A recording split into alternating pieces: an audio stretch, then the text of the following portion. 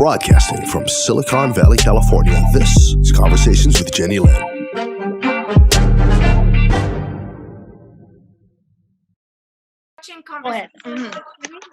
And this morning I am sharing with you the East Caribbean.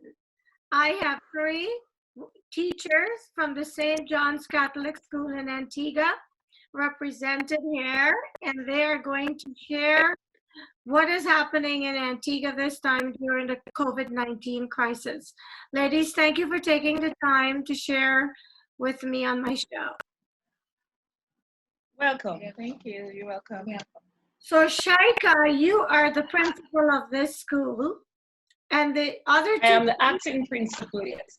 The acting principal. And the other 2 beautiful women with you are just teachers at this school. Am I correct?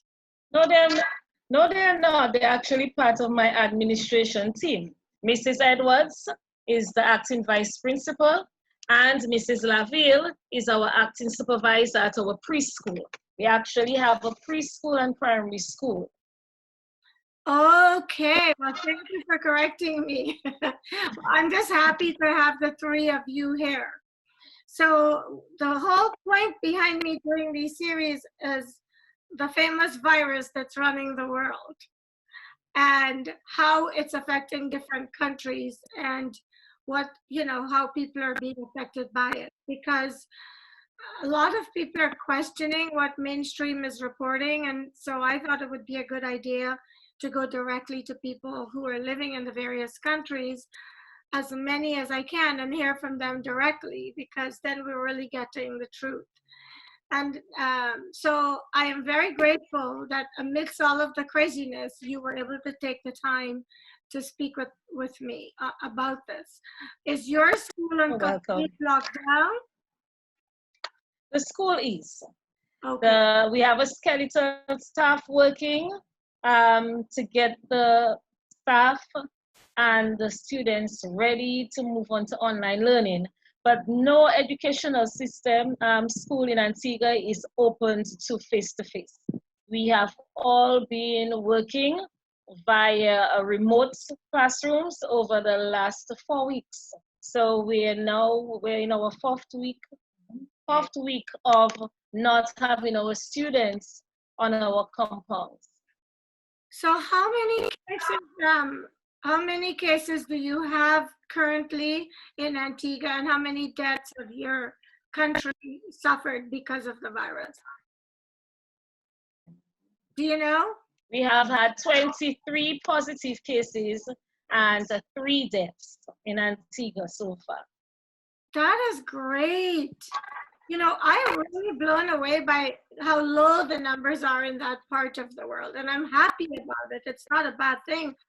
But I know that these are smaller countries, and I'm sure there's something to be said for that. But still, the healthcare system is not as sophisticated as it is in this part of the world, and yet the cases are so low. Why do you think that is? I think it's because the countries took preemptive measures. When we found out about COVID-19, I guess the powers that be at the time began to put things in place so that in the event that we have had 1 case, things began to shut down. So from the time the first person was identified as having a positive result, schools were shut down immediately with immediate effect.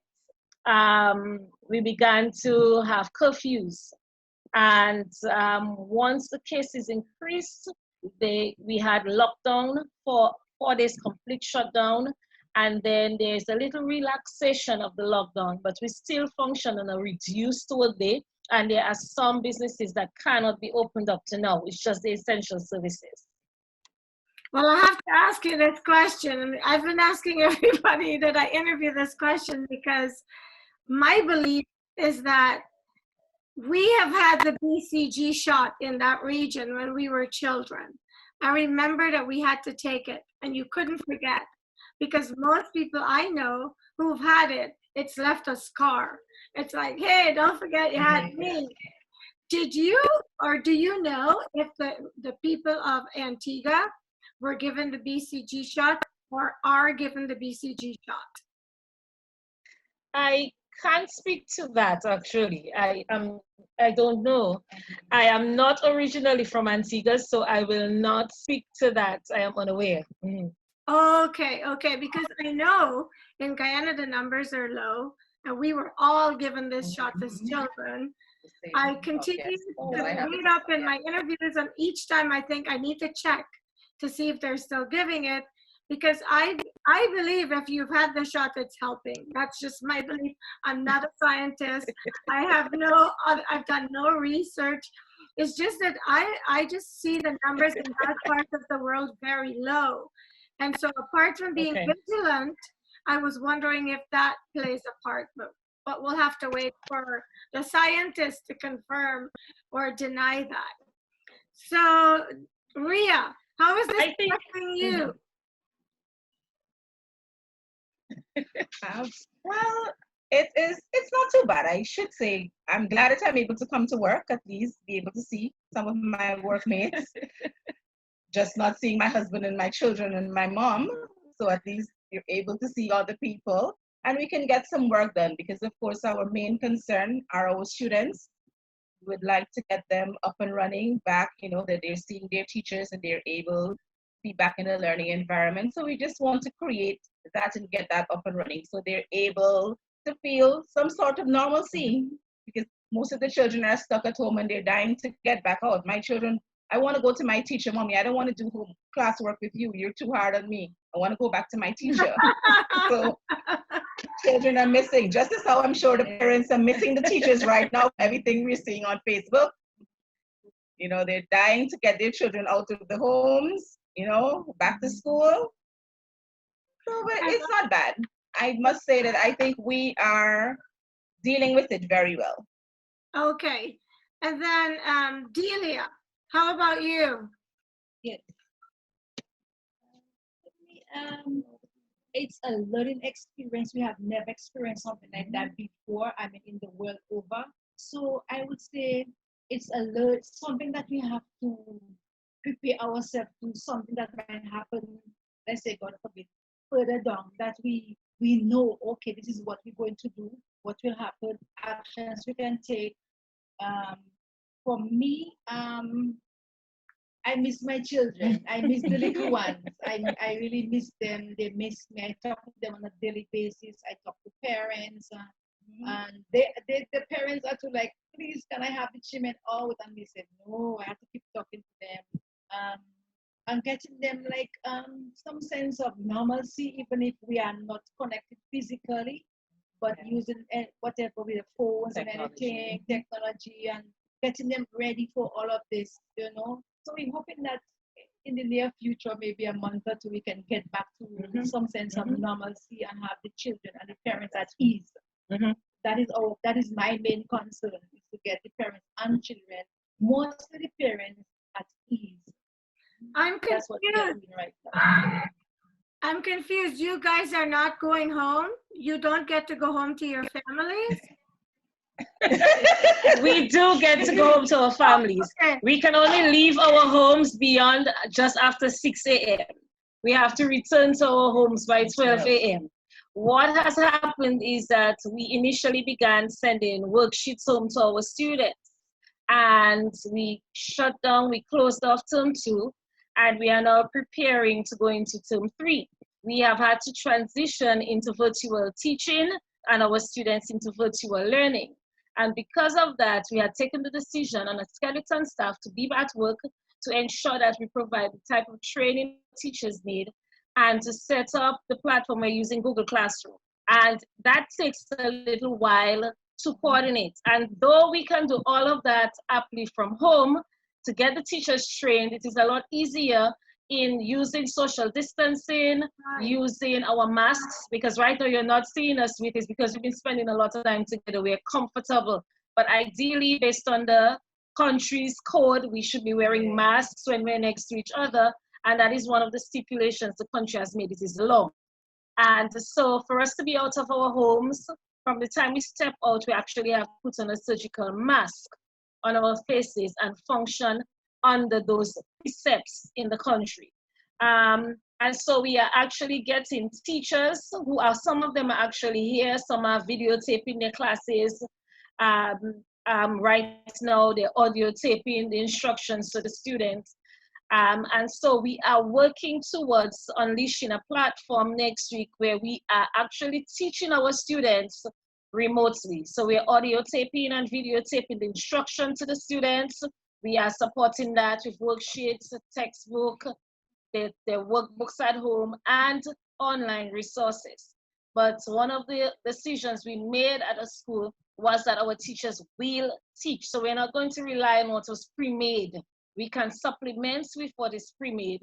But I was we sat and we thought about it as the administration team. And because we're teaching 3-year-olds to 11, 12-year-olds, we know what 3-year-olds cannot just be stuck to a screen and just watch somebody else on the screen. So they'll be hearing us and they'll be seeing us. And so we're working on a modified timetable, how many hours we want them to have screen time. You know, it's just so many elements you have to factor in when you're looking at online learning. We also have the situation of maybe one device in a home with more than one child. And so when we were looking at it, we thought of like live teaching. And then we had to rethink, because maybe one home, one phone, maybe one tablet. So if we upload all the videos for the day, they can still have access to the learning information, and the teachers are available within the work day to have a face-to-face if needs be, to have a discussion online with the students. So we are still working our work day from home, but we are going to be doing it in a different way. It's new. It's new for us. It's new for us. It's new for the students. Parents are kicking up. I mean, Mrs. Laville can speak to that now. Tell about your preschool parents. Well, my parents, I have two parents.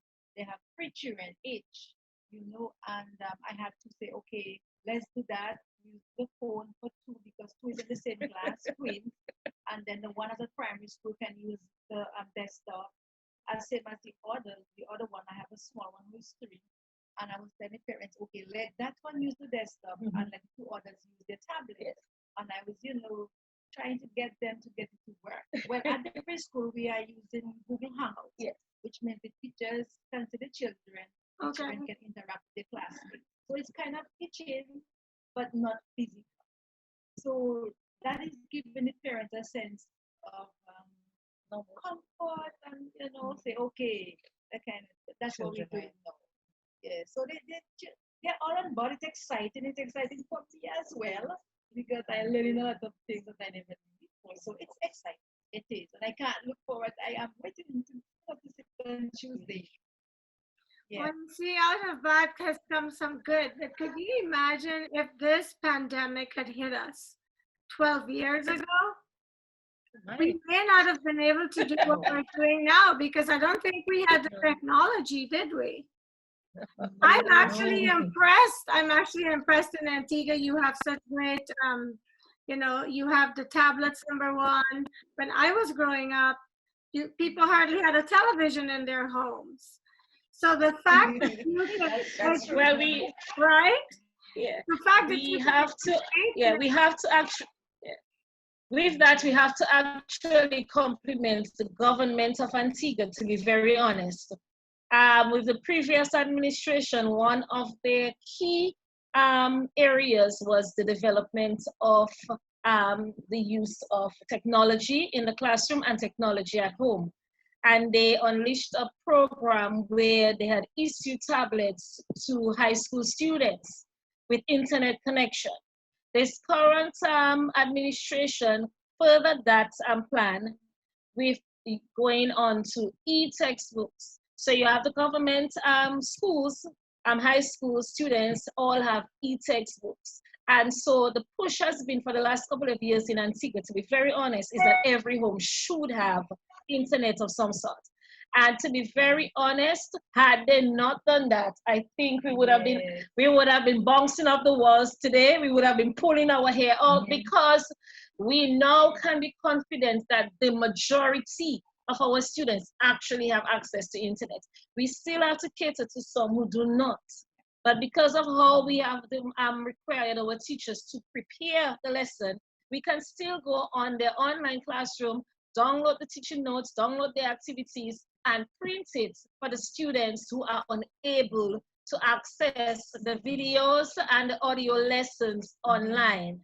And so we have really, really worked hard as a school to make sure that we have to factor in all of our learners' needs. That is so I mean, we have to still brainstorm on our special needs learners as to how we can do an additional, but I think with audio and video and a multitude of teaching tools that we're offering and going to offer, we should be able to meet, if not all, the majority of our students' learning needs.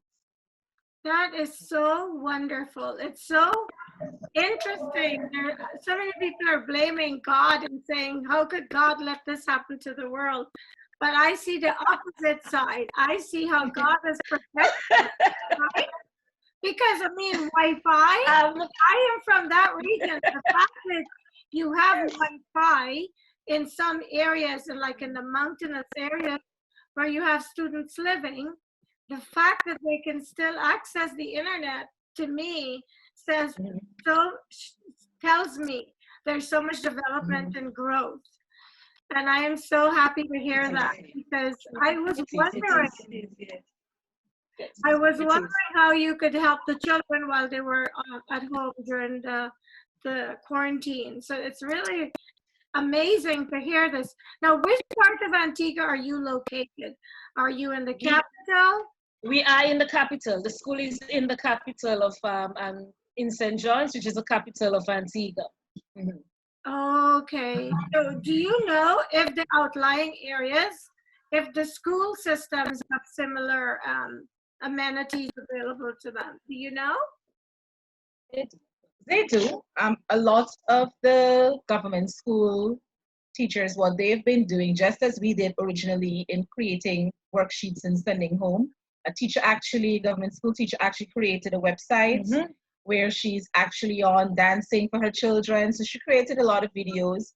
So they've been posting that, encouraging other educators within Antigua and Barbuda and the wider Caribbean as well to fashion her and, start creating these classrooms that it's a jump in learning experience for the children, and they're able to have fun learning through dance, learning through song. And she's applying a lot of Caribbean flair to it. So, awesome. So the children, they're going to be engaged and they're going to be excited to learn.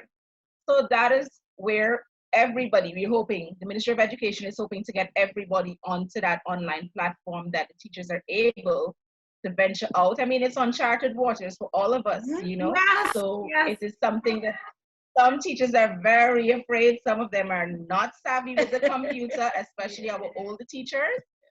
So, but it's something that they have to jump into. So they're learning and they're trying to, be able to learn and get themselves acquainted with the computer. One of our teachers said to us, I can't do it, I can't type, I can't do this, I can't do that. So we just had in-house training for her for 2 days. And yesterday she was able to upload audio, and she was able to use a free scanner app on her phone and scan her textbook pages into her classroom and so forth. She got all excited. She said, I'm going to go home and tell my children that I did this. They're not going to believe. But she was so excited, like a kid with her first candy, So it's so good to see them that enthusiastic about reaching their students.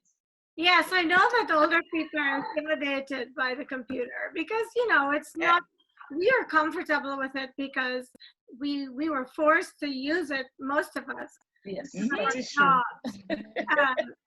But I could imagine for some people it's very intimidating because some of those programs are not very user friendly. So kudos to her that she is. She definitely, yes. What do you think has been the most challenging so far for you guys in the Caribbean? What's been the most challenging since we've been hit by this pandemic? To be very honest, staying indoors. I mean, we understand, we understand, we have to. We understand that social distancing is a must. We even understand that we have to wear a mask. but we are so loving and caring, and we need to hold on to somebody, we need to high five, we need to touch, we need to hug. That for us is when somebody comes and do this the first time, you're like, oh my God, what is that? You know, that's not, that's not hello, it's in our brain, it's like, what is that? You know what I mean? Yeah. And so for us, it took a while, in the first instance, it took a while for us to accept that when I come to work, I wear my mask. So even yesterday, I left home just after 6, and I got to the community, adjoining community, and I said, wait, where's my mask? I don't have my mask. I drove right back home and called my daughter and said, please bring the mask up to the main road for me, please. I don't have it. It's now in your mind that you can't leave home without it. So it's taken a little while to get there, because for me initially, I think I stayed at home for almost 2 weeks. I mean, this week actually is the first week we came back to work out of the 4 weeks that we had the lockdown. And so we just had to do it to make sure we had everything ready for our parents the next week. And so it was a shock seeing the length of lines that supermarket hadn't shopped for 2 weeks. The banks just started opening this week, long lines to pay bills and things like that, because they relaxing a little bit, but it is not that you can just get up and go. Right. You're limited, one person to go into the supermarket, 2 family members in a car. The government has done a lot of measures to ensure that the populace at large is protected. And one of the things they've done is keep students home. Parents don't like it. We would like them to be in the classroom, but the reality is that when we unleash them, we have to ensure that the school environment, the teachers, they're safe, and we cannot guarantee that. And I mean, kudos to the governments in the region who really work on quarantining. I mean, initially they had the people stay at their home, but after a while they realized that they all needed to have a set space to put them in, and they did. And so they've really, really worked hard at people coming on flights. People who have been exposed based on where they're coming from have to stay initially at their home, but afterwards they put them in a central spot where they're in a room by themselves. Meals are provided for them. They are catered to by the medical team. And they've really, really, really, really, we have to big them up on that, and that is across the region. Some may have been a little slower to get there, but to be very, very honest, the numbers are low because the governments have taken drastic measures to protect the people within the islands. And we may say, oh, they've taken away some of our freedom, but our freedom to a healthy lifestyle is a freedom that they are very much, very clear on, that they are going to protect us from ourselves if we don't know what to do. And really, really impressive. Yes, we have very impressive that the governments have been so vigilant. I interviewed someone in Grenada, and she was really very complimentary of their government as well, and how the precautions and measures they took early in the game that is helping to keep your numbers low. Do you feel from the time you've been quarantined to now that your numbers have plateaued in terms of contaminated cases? We have not been getting too many. We haven't had any more confirmed, I think, in close to a week? A week, yeah. Close to a week. They've not disclosed any new cases. What has really happened is they have locked down borders. And the last set of persons to come into Antigua were Antiguans living abroad. Students, young people who were aware that their parents wanted back home. And they are the last set of Antiguans to have come in. And they have been quarantined. And so our borders being locked down has made a big difference. I mean, right now, I know the region is grappling with the fact that do we bring home our workers who are sailors on boats? And, they are trying to figure out, currently what should they do? Because we know many of the cruise ships have positive cases of COVID-19. And so they are grappling with a plan of action for their citizens, our citizens who are working on boats. And so we have not had a plane come in with our people for what, almost 2 weeks? Almost 2 weeks we haven't had flights coming in besides medical teams. And so it has really made the difference. I mean, we will deal with, that has really worked for the region. That is really great. I think that's so important to keep this thing from spreading because it's so contagious. And we've heard that it doesn't survive as long in the warmer temperatures. And then they changed that. Then we heard it was not airborne. Then they changed that. So I think this virus is either changing its characteristics or we were not getting, we didn't have enough research to determine the truth about this virus. The interesting thing with viruses is I listen to the news all the time, and I mean, I don't want to be a naysayer, but HIV is a virus that we have had for so many years that we haven't found a cure to. And we're now dealing with this strain of the coronavirus. I mean, we know we have the others that have been contained a lot better than this one, but this one has just spread like wildfire. And so, I mean, even when I hear that, we're going to come up with a vaccine soon, I mean, I'm being very honest. I just listen to it and I just ignore it, because until we actually understand the DNA of this COVID-19, we are just blowing steam in the air because we want this to end so quickly. I mean, and I may be completely off the chart when I'm saying it, but I mean, it's too new to me for us to be so positive with some of our judgments about the virus. The fact remains, we know that it has forced all of us, a lot of us in the world, to be indoors. I mean, I have a sister in Canada and she has not seen the outside for over a month because she has young children, and her husband is like, you're not going out, they're babies, and Canada has just said we're going to continue our lockdown. So we know that it works by you staying indoors more than anything else. And so we are really still, it's too new, we're learning what it can do. And so the less cases, especially in the region we have, the more concentrated the study can be on its impact on us and how it has spread in the region. I mean, another thing that they've been doing well is contact tracing. And so they have a lot of their workers in the medical field doing the contact tracing. And I guess we really appeal to persons to be honest. Where have you been? Who have you interacted with? Because that is the only way we can get to someone who may be positive but doesn't know that they're positive, to get them to receive the treatment that they need or to quarantine and self-isolate. And so, I mean, really and truly, I think the region, the governments are coming up with a lot of flack. We need money, we need to have our economy going, but they've all said health over that. We will deal with the economy. Yes, it's going to be bad, but health over the economy. We will plant in your gardens, we will provide you with seedlings, and I mean, across the region, they're all doing that. Do your backyard gardening. Let's go back to what we used to do.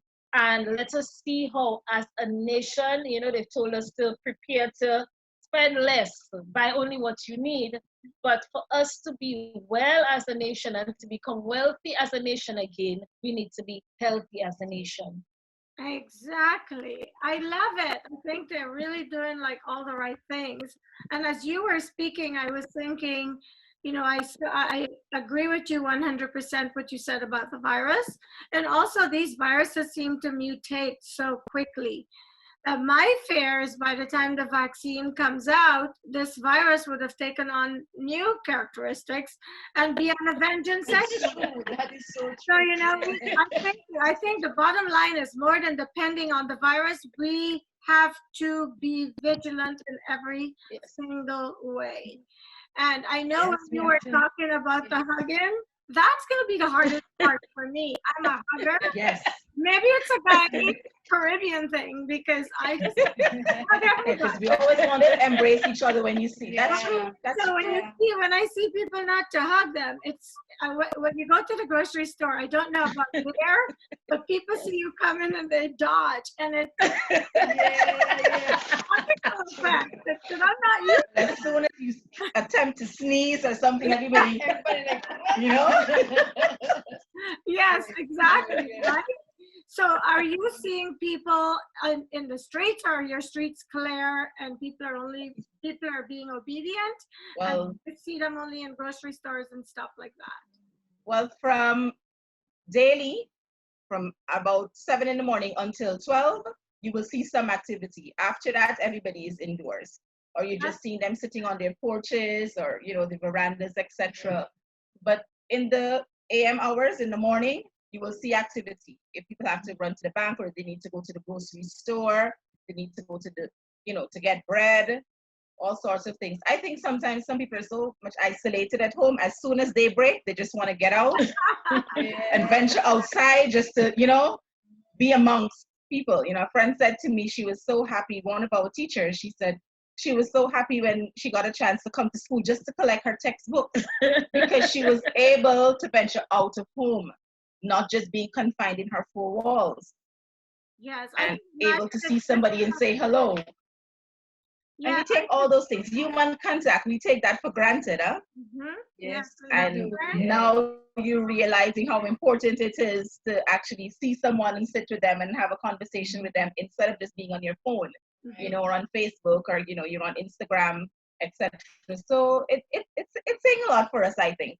It's showing us that we need to reach out, be with your children, spend some time with your children. You're not so actively running to this job. Those parents that have 2 or 3 jobs, at least now they're able to be home, spend some time with their children.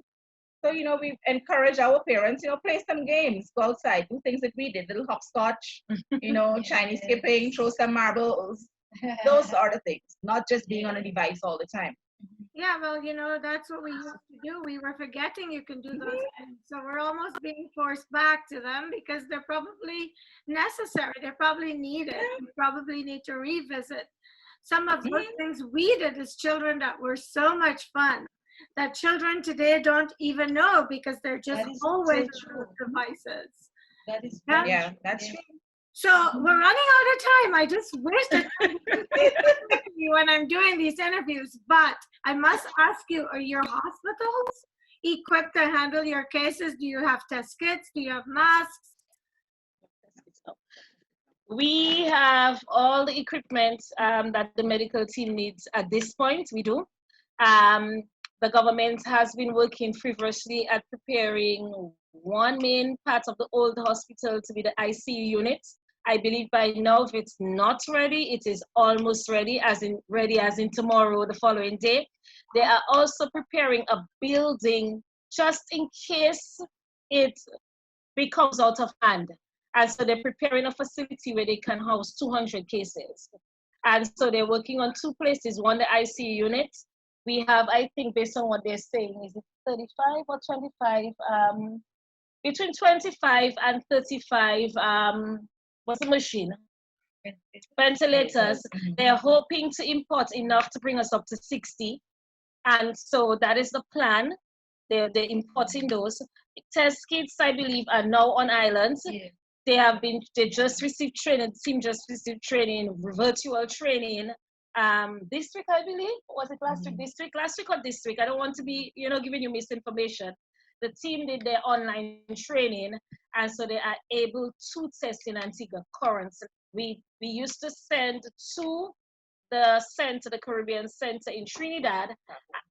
So I know that we are getting to the point where we are able to test on island. If not by the end of this week, definitely by next week.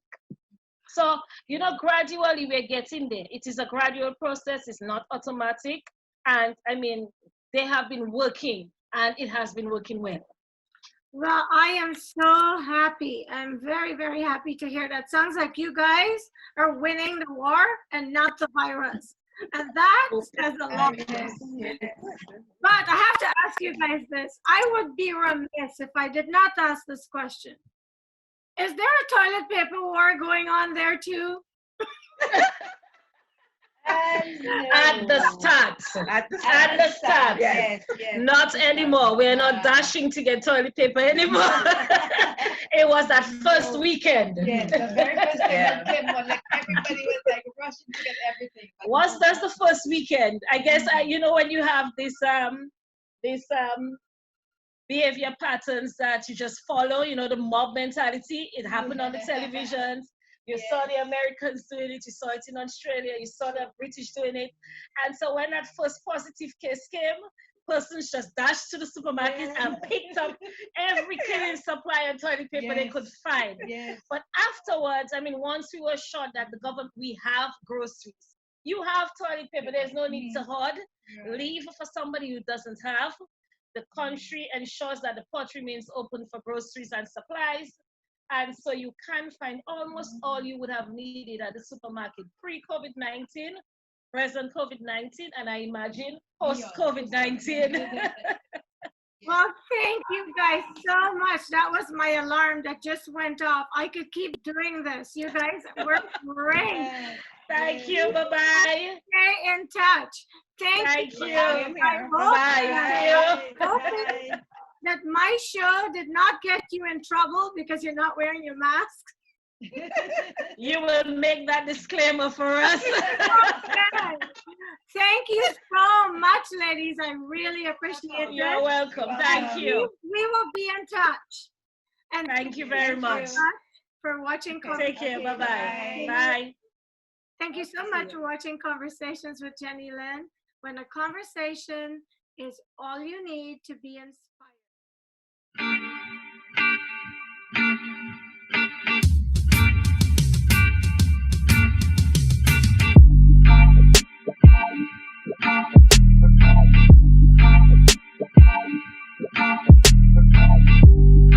Broadcasting from Silicon Valley, California, this is Conversations with Jennylyn.